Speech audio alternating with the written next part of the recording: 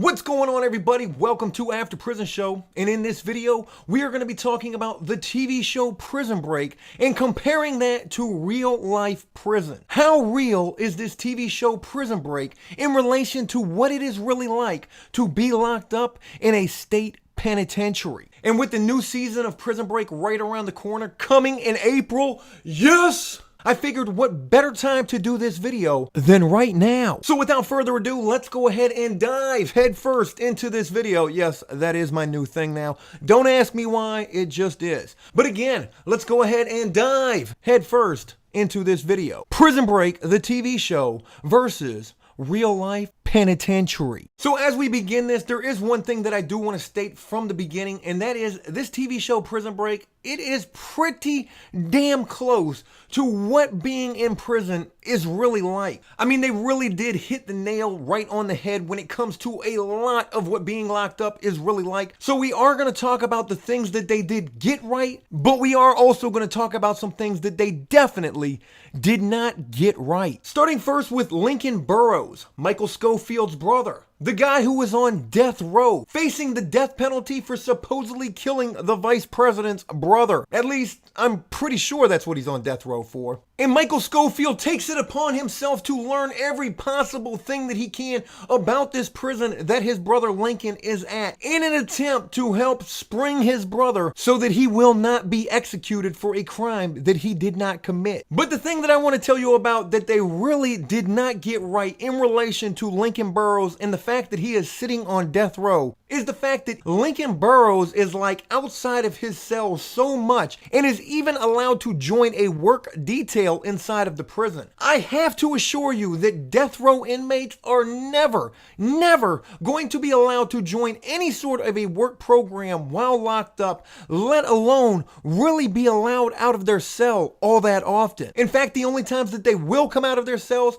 is to take a shower and to possibly get maybe like 1 hour of rec, maybe a couple of times a week if they are even that lucky. But even with all of that being said, I do have to say that I am very glad that he did not get executed for a crime that he did not commit. There sure is a whole big conspiracy surrounding Lincoln Burrows and this murder of this vice president's brother. Next up, we have to talk about this individual in the show who goes by the name of Teabag. Now, the first thing that I want to say about this character Teabag is, do you have any idea what it means to get teabagged?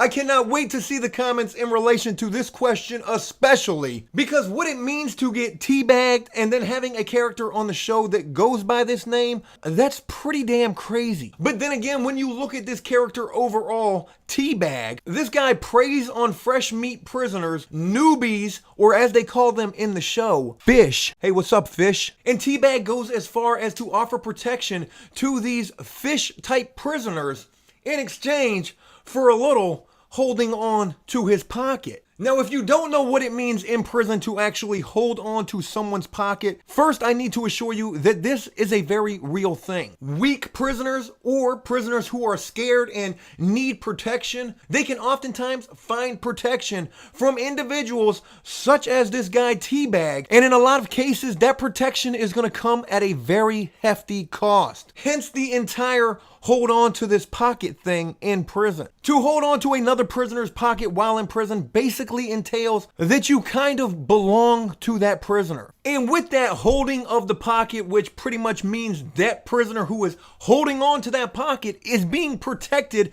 by the other prisoner whose pocket is being held onto, oftentimes will come some pretty hefty and also costly favors in exchange for not only that protection, but to be able to hold that prisoner's pocket. And the TV show Prison Break pretty much paints that entire situation pretty correct, actually. But one thing that they definitely don't have correct in the entire situation revolving around this character, Teabag, is the fact that in prison, Teabag is basically the leader of a gang. And I have to assure you that in prison, there is never going to be a situation where the leader of a gang will be somebody like Teabag, a guy that accepts favors of a certain kind for protection of other prisoners. And also add to that the type of charges the TV show Prison Break tells you that Teabag has. No gang in any prison is going to follow behind a guy like Teabag. One, Teabag is a sex offender, and no gang is going to allow leadership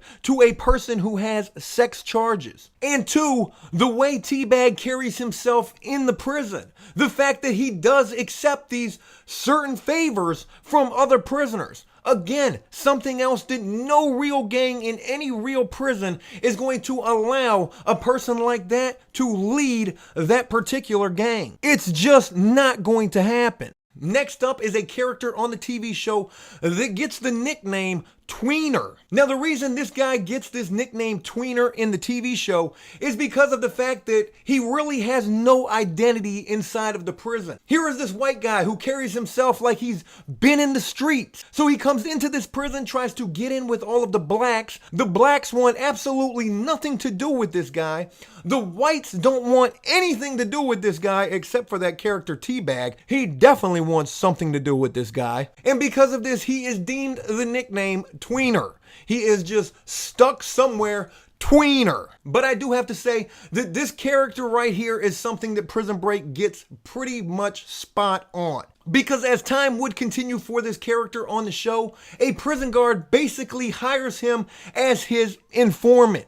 This certain prison guard sees this character Tweener as an outsider, somebody who's not easily accepted. And this certain prison guard sees this guy as an easy target, a victim. Because yes, even in real prison, guards can victimize prisoners just as prisoners can victimize other prisoners. And what this prison guard does to Tweener is basically invites him into his office and eats some cheeseburgers and drinks some milkshakes with Tweener. But he also tells him, this food doesn't come free. In fact, I need you to just basically keep your ears and eyes open on the rec yard and all over the prison and just report back to me anything that you hear or that you see going on around the prison. This entire situation that develops with Tweener and this prison guard is something that absolutely happens probably every single day at prisons across the United States, where guards will offer little rewards and gifts such as food, probably especially food,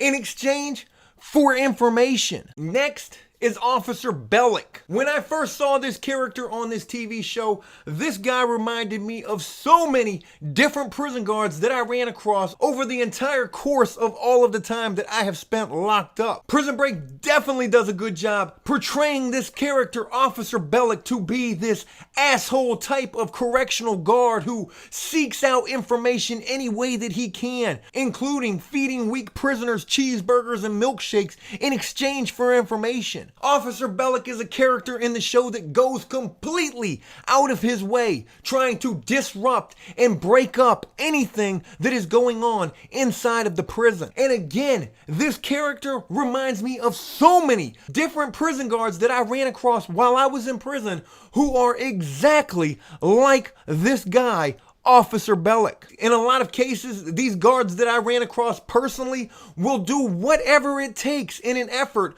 to find whatever kind of information they think may be out there. These guys may consider themselves more like Navy SEALs than actual correctional guards, or maybe they think they're the state police when really they just have some keys and some mace and a little baton and radio. You're not a real cop, okay? Stop thinking that you are. This isn't the first 48. You're not a homicide detective. You're a prison guard. I'm sorry, I don't even know where I was. I just had like this flashback or something, thinking about all of these asshole guards that I ran across personally who remind me exactly of this guy, Officer Bellick. Fernando, Michael Schofield's cellmate. I cannot possibly tell you how many prisoners I ran across who were just like this guy. And again, something else that Prison Break did a fantastic job of portraying this character right here, Fernando. While locked up, you will meet so many prisoners who are caught up completely out in the free world, thinking about some girl who may or may not be really holding it down for that prisoner. In fact, in the case of Fernando,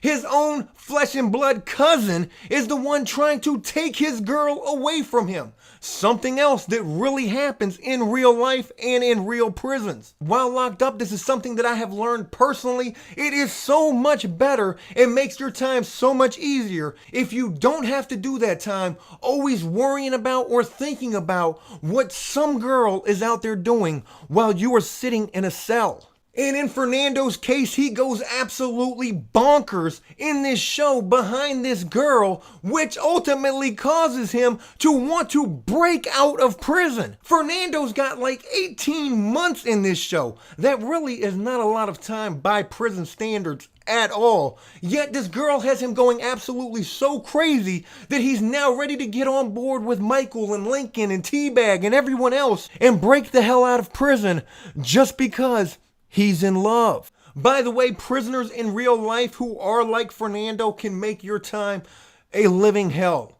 And I have to be completely honest with you when I say that there have been times when old Joe here was kind of his own Fernando. Baby, what are you doing out there? Who is that in the background? Baby, why don't you love me? Why won't you ride out all of this time with me? I need you, girl. I need you. Yeah, that's real short-lived while you're in prison. In fact, relationships in prison probably have like a 99.9999 chance of just not working out while you're locked up. There is so much more that I want to talk about in relation to Prison Break, the TV show, versus prison in real life. And I do hope that this is something that we can turn into a series, because I could really go on about this topic for a few videos at the very least. But while wrapping this up, there is one last thing that I want to bring up in this video, and that is actually the prison where this show is filmed at. Fox River Penitentiary in Chicago or Illinois. But while I was researching Prison Break, I'm not sure if you know this or not, but the prison where they filmed this TV show at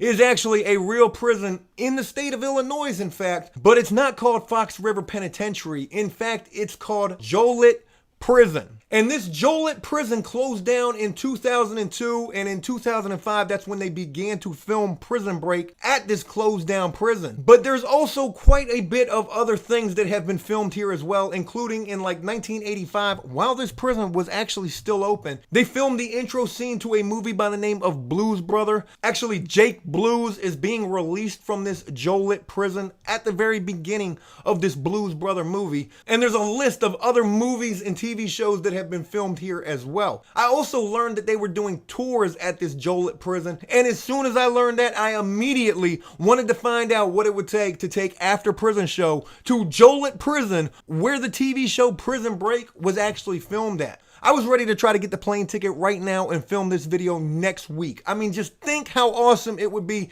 to take After Prison Show on tour to a real prison, especially a prison where this TV show Prison Break was filmed. But after doing further research, I learned that this tour shit is no longer happening because of the fact that this prison is absolutely just completely run down at this point. In fact, I just watched this vlog video where these kids like broke into the prison and actually toured the place, and this place is just an absolute disaster now. It's kind of unfortunate because it would have been something really cool to do. But hey, look, that's it. I hope you enjoyed this video, and if you did so, please leave a like and a comment letting me know if you'd like to see this turned into some sort of a series. We could even do other TV shows and movies in relation to real life prison.